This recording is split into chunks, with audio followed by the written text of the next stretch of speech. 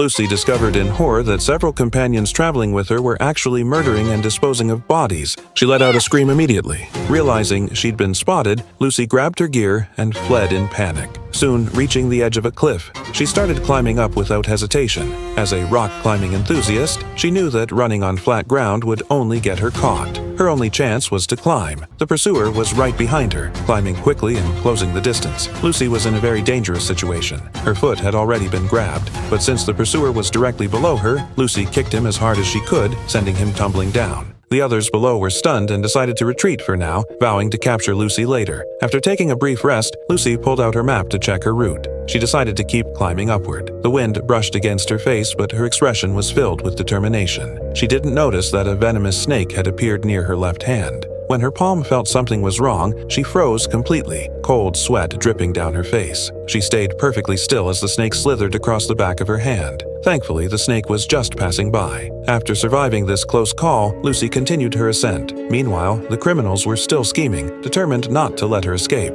But Lucy soon faced a new challenge. She needed to move to an adjacent rock wall, but there were no footholds to help her cross. Her only option was to swing across using her rope. Even the slightest mistake would send her plummeting into the abyss. Fortunately, she succeeded. But just as she caught her breath, she heard voices coming from above the cliff.